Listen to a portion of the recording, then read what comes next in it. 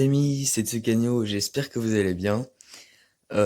Aujourd'hui, encore une fois, une nouvelle vidéo où alors on va parler de l'IS3, donc gameplay commenté sur l'IS3 pour aujourd'hui. Alors, dans un premier temps, comme d'habitude, maintenant vous devez être habitué, je vais décrire ses caractéristiques rapidement et puis ensuite on partira pour le gameplay commenté. Alors, on va commencer tout de suite, sans plus tarder. Alors, voyons voir. Ses caractéristiques bon, de base, hein. Voilà, non, je vais juste vous les décrire comme ça. C'est un char qui a un canon, un bon canon, donc un canon qui reload en à peu près 12 secondes avec tout ce que j'ai, voilà, comme provision, vous pouvez voir comme équipement. Je vous montre rapidement. Oula, je sais pas ce que c'est que ça, j'ai dû me tromper. Voilà. Qui a un temps de visée assez long comme tous les canons russes en fait, de à peu près 6 secondes, voilà. Une précision, euh, une précision moyenne. C'est-à-dire qu'il faut vraiment que vous attendiez bien à la fin du réticule, sinon même à très courte distance, vous pouvez rater vos tirs. Donc voilà, donc un bon canon qui perfore assez bien. Voilà, un premier point fort. Ensuite, après, c'est un char vraiment extrêmement complet. Parce qu'en fait, il a quasiment pas de points faibles. Je vais m'expliquer. Donc, déjà, bon canon. Ensuite, il a un blindage naturellement incliné, comme vous pouvez le voir sur les deux plaques à l'avant, à droite et à gauche du canon. Il a un blindage incliné qui fait ricocher beaucoup de tirs quand vous anglais, quand vous dansez entre guillemets avec votre char, quand vous êtes aussi en side scrapping. C'est vraiment un blindage très solide. Voilà, donc moins de blindage que le Tiger 2, mais c'est quand même du solide. Voilà, il est anglais naturellement, donc le blindage c'est le point fort principal du tank. Oula, le point fort principal du tank. Et voilà. Et puis sinon, troisième point fort, en fait, c'est là où il a pas de point faible, justement. Alors en fait, c'est un char lourd de tir 8 russe.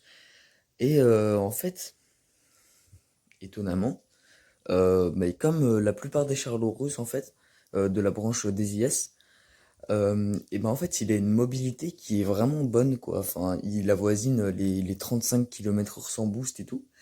Et ça le rend vraiment bon, parce que si les lourds se sont déplacés, si les lourds adverses, au lieu de vous affronter, vous, les lourds, ils sont partis contre vos médiums, et ben vous pouvez rapidement aller derrière eux et faire votre taf. Et du coup, c'est très très bien. Voilà. Donc, bonne mobilité, bon canon. Et tout simplement, excellent blindage. Voilà, c'est tout ce que je peux vous dire sur ce tank. Donc un tank très complet, que je conseille fortement aux débutants. Les débutants, je vous conseille fortement la branche allemande et la branche russe. Voilà, moi c'est par la branche allemande que j'ai commencé, puis ensuite la branche russe. Voilà. Voilà tout simplement. Qu'est-ce que je peux vous dire d'autre? Je peux rien vous dire d'autre sur ce tank. Je peux juste vous conseiller, voilà, les consommables, hein, prenez kit de réparation ou alors boost de vitesse, adrénaline et kit de rétablissement universel. C'est ce que je prends sur les lourds. Voilà, un petit boost parce qu'il est rapide. Ça et ça. À la place de ça, vous pouvez prendre ça. Ça coûte un petit peu plus cher. Au niveau des munitions, je vais régler ça d'ailleurs. Voilà. Vous prenez 8 ou 9 APCR, 3 HE, même si vous en servez pas souvent, et 16 ou 17 AP. Et les équipements, je vous les montrer tout à l'heure. Allez, pour ne pas parler trop, je vais vous dire à tout de suite pour le gameplay commenté. Allez, ciao les amis, à tout de suite. Voilà, du coup, les amis, on se retrouve pour le gameplay commenté.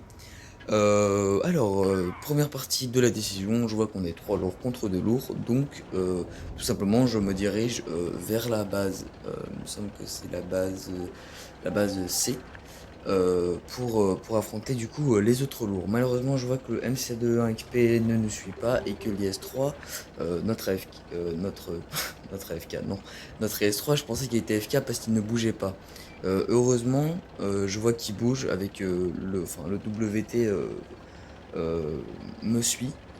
Du coup, j'ai quand même un soutien, donc je décide quand même de partir à l'AC. Je me positionne un petit peu en side scrapping, puis du coup j'attends un petit peu le soutien de mes alliés. Et en fait je vois qu'il y a personne, que la base C n'est pas capturée, qu'aucun ennemi n'est spoté en lourd de notre côté. Du coup je décide de m'avancer toujours prudemment. Voilà, toujours à l'affût, je sais que j'ai le soutien du WT, en plus c'est un tir 9, donc pas de souci. Du coup, je le laisse capturer la base. Malheureusement, on aurait peut-être dû se consulter. Je l'aurais peut-être dû lui dire de capturer parce qu'il ne le fait pas, malheureusement. Bon, du coup, c'est au moins on ira flanquer un petit peu plus vite. Et du coup, là, je tombe sur un Action X Revolut. Du coup, il me place un shoot, je lui place un shoot. Voilà, c'est un 1 contre 1. Malheureusement, le WT, mon allié, rate son tir. Du coup, là, c'est un peu une sorte de 1 contre 1. Heureusement, là, j'arrive à faire bouncer quelques shoots. Je lui place pas, parce qu'il est anglais au mauvais moment. Et j'ai un petit peu une chute de ping. Voilà, là, j'ai complètement une chute de ping. Bref, bon, j'arrive quand même à le finir. Enfin, mon cher bougeait tout seul pour vous dire à quel point ma connexion était mauvaise. Du coup, l'IS-3, en fait, je pensais qu'il était aussi AFK parce qu'il était au spawn et il bougeait pas. Bref, du coup, je décide de l'utiliser. Puis là, qu'il est pas AFK, du coup, je mangle rapidement. Malheureusement, j'ai pas le temps de mangler complètement. Du coup, il arrive quand même à me placer un shoot. Mon allié l'IS-3, l'autre, joue bien, il tank pour moi. Du coup, voilà, on le finit tranquillement. Je le finis tranquillement. Et du coup, après, voilà, 4 contre 4. Enfin, 5 contre 4. Voilà.